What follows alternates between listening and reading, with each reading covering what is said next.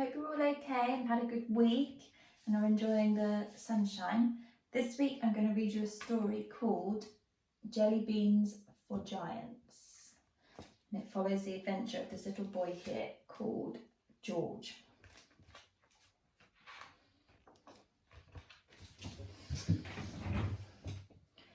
A boy called George had a breathtaking thought that giants might really exist.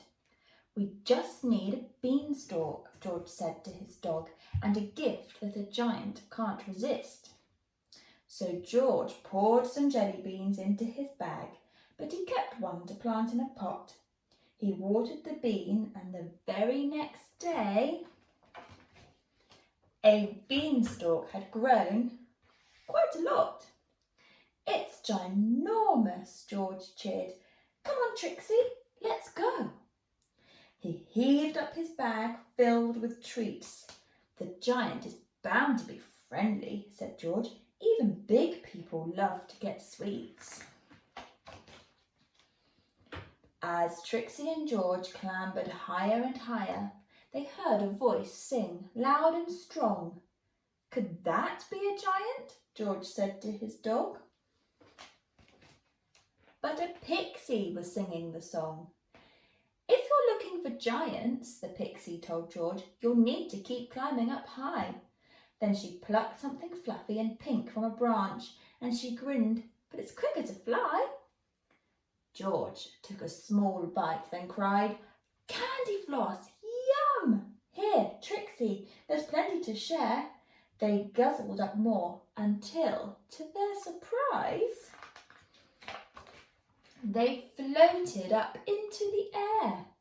"We're flying," whooped George as they rose up and up. "Now we'll track down a giant in a flash."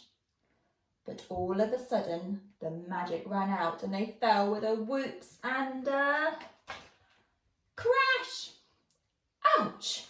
George complained, and he peered all around. There were huge purple fruits everywhere. "These have to belong to a giant," said George. Then a horrible smell filled the air. "Yuck!"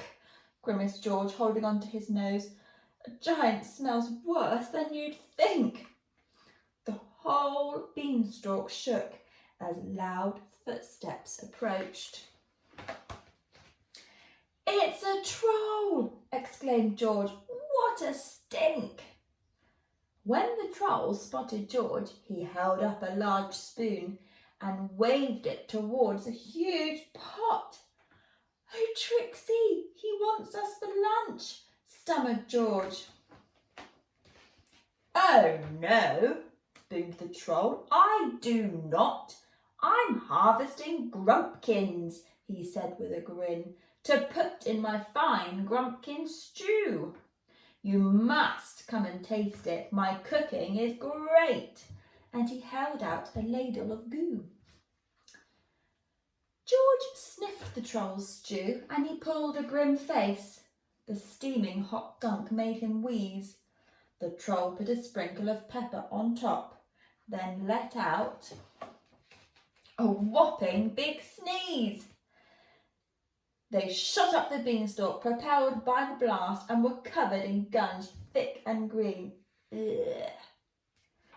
They came down to land with an almighty bounce on what seemed like a huge trampoline. "This has to belong to a giant," cheered George. "At last we are having some luck."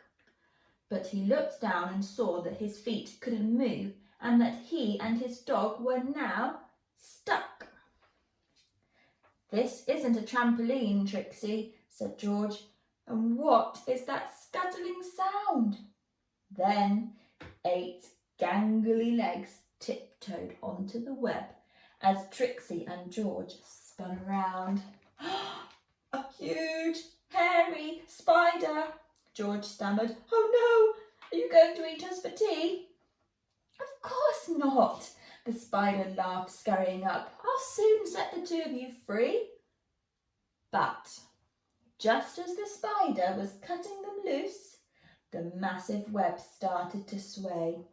A loud booming voice called out, Fee, fi, fo, fum. And then swoop, they were lifted away. George gaped at the hand that was holding them up, and the two huge bright eyes twinkled back. A giant! George shouted. I found you at last. But the giant said, I need a snack. Don't eat us, cried George, and he reached for his bag. I've brought you some jelly beans. Here. But his backpack was empty. Oh no, they've all gone. Trixie started to tremble with fear. But just as George thought he'd be gobbled right up, a sight made his eyes open wide. What's in those green pods? He called out to the giant. Could there be something tasty inside? George picked a large pod and gave it a squeeze. Then he gasped at the rainbow within. Bright jelly beans tumbled out. Yum, said the giant. My favourites. He roared with a grin. The giant and George opened pod after pod, and out popped the colourful sweets. Then everyone climbed up the beanstalk to see, and they feasted on jelly bean treats.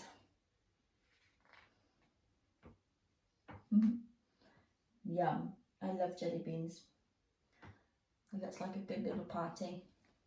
Well, I hope you enjoyed that story, and I hope you all have lots of fun this weekend in the sunshine. Fingers crossed it stays sunny all of next week, so we can keep having lots of fun in the sun. Keep sending us your photos of things you've been doing. It's really lovely to see what you've been up to, and I will see you next week